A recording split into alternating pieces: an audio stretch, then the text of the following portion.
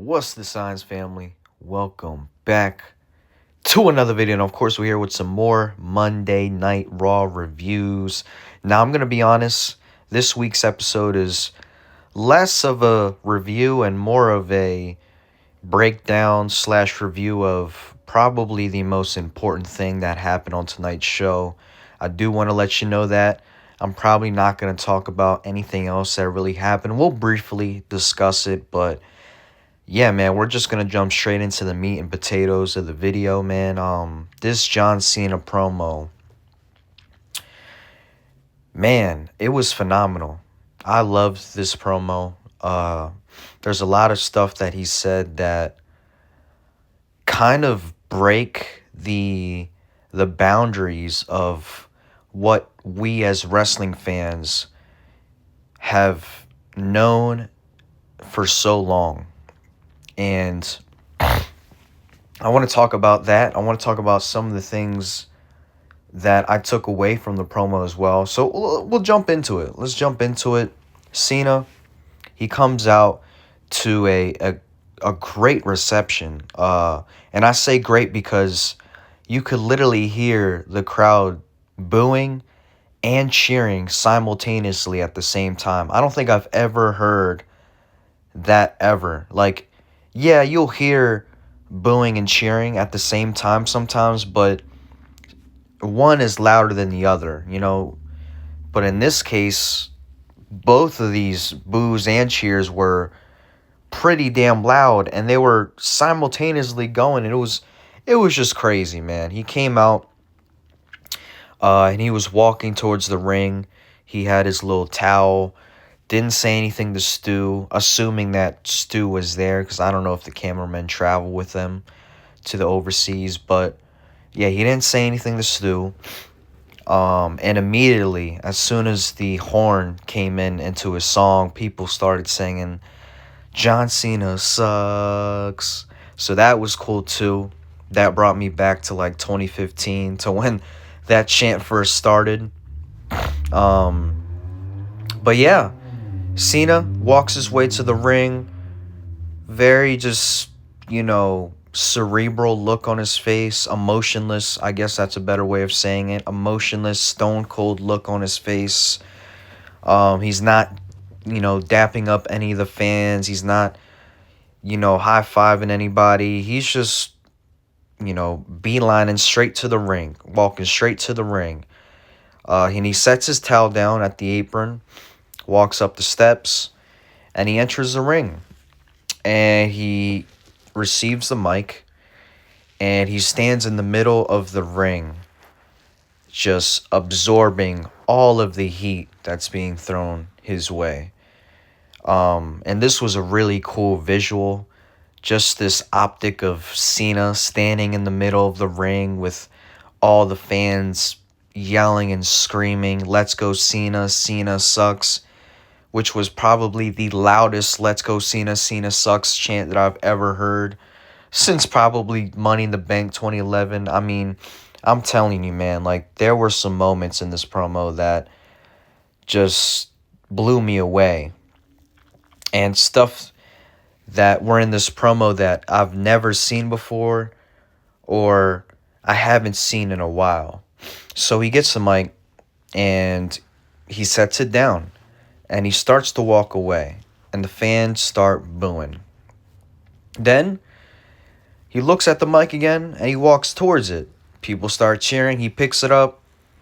You think that he's going to start speaking, and then he drops the mic again, and he walks out the ring, walks towards the apron, I should say.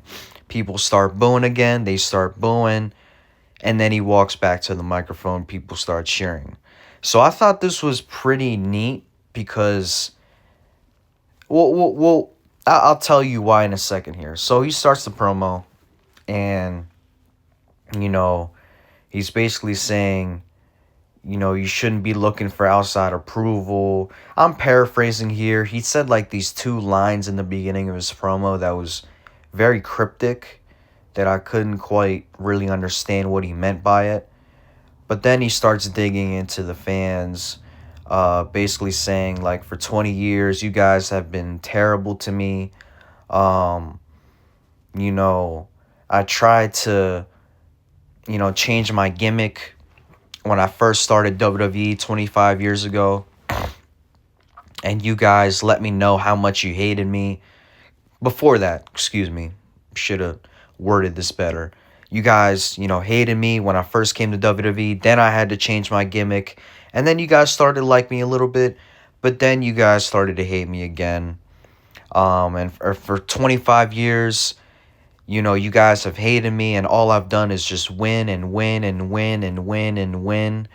Um, you guys have been awful to me. Uh, just basically going off on the fans. You guys would have to watch the promo for yourself. Me speaking it to you and telling you what he said is not going to do it justice. But I do want to take some of the things he said, some of the main points that he says, and really break it down. One of which would be him making a point that he is not a heel, nor is he a babyface.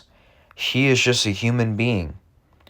And I thought this was interesting because for my entire time of watching WWE, and I think for everyone's entire time, they've never actually told us what a bad guy and a good guy is called in WWE. I've always just, as a kid, I always thought bad guy, good guy. I didn't know there was a proper technological term for it. And then, as you get older, you read through the dirt sheets, you find some stuff out, I should say. You look some stuff up. That's what I meant to say. And then you find out, okay, heel, babyface.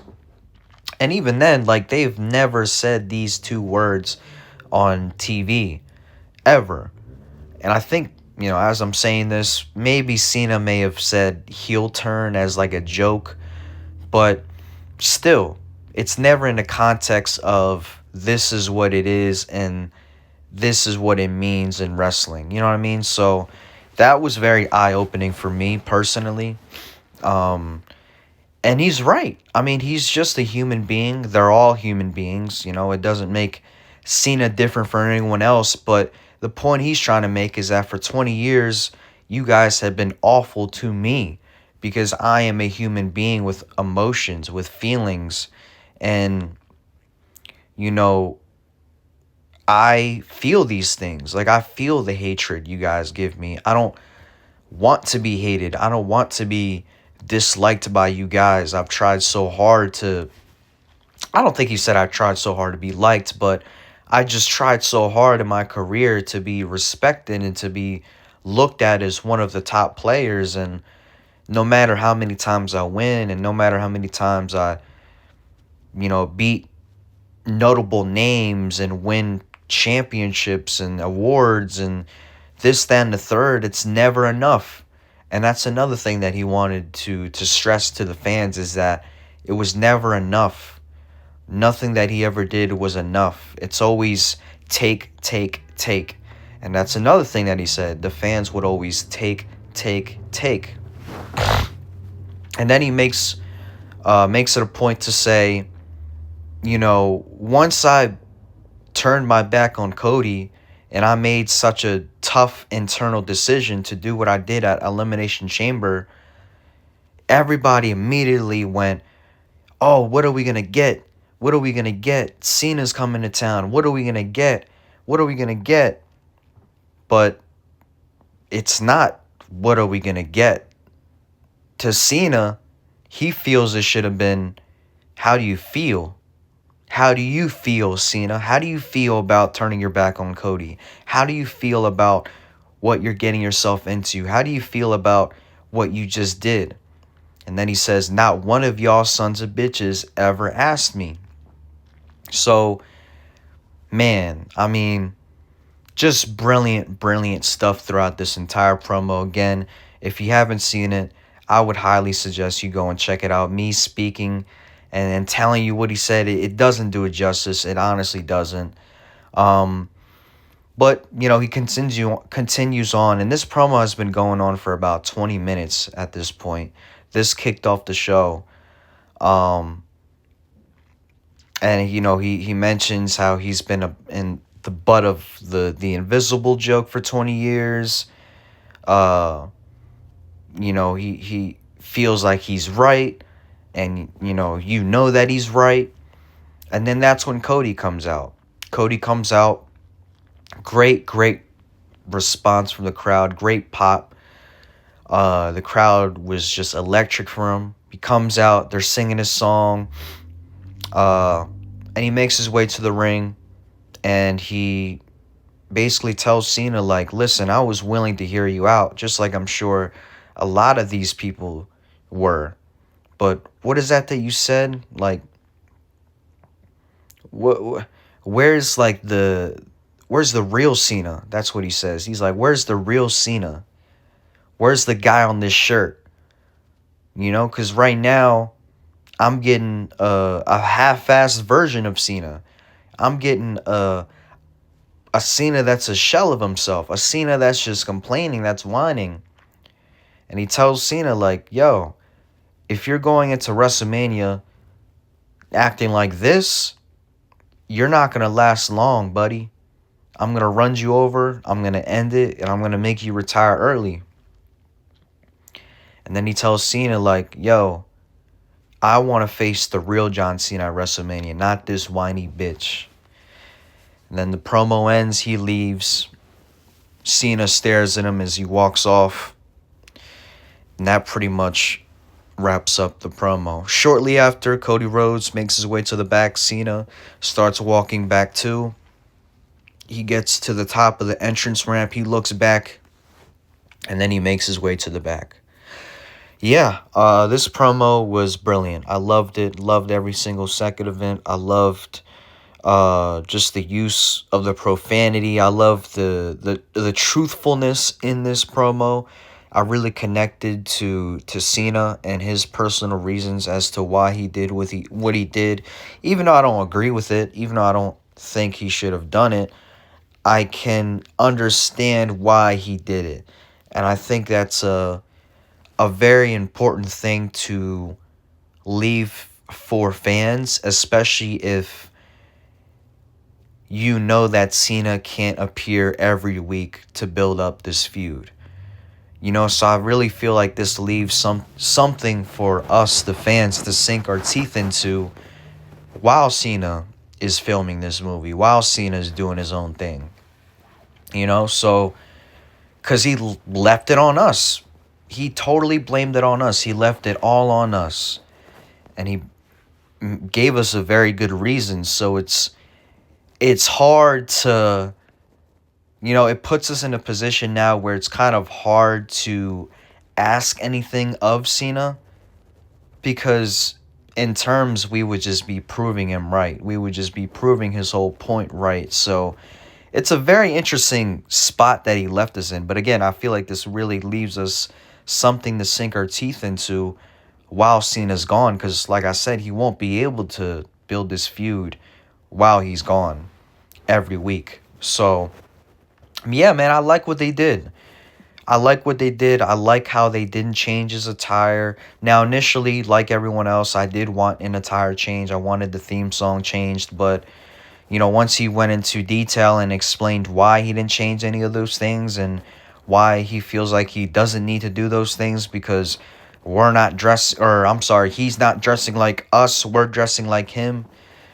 I mean, I bought into it 100%. So, yeah, great promo. Loved it. You guys got to check it out. But we're going to briefly talk about the rest of the things that happened on Raw. We had Penta versus Ludwig Kaiser. They had a nice match. Not my favorite match that those two put on, but it was good. I thought it was weird because they didn't really utilize a lot of weapons, and it was considered a street fight. So that's the only complaint that I really had. But other than that, Ludwig Kaiser, he's a great worker. Penta, he's an amazing worker. Both guys I could see potentially being in the mid-card scene.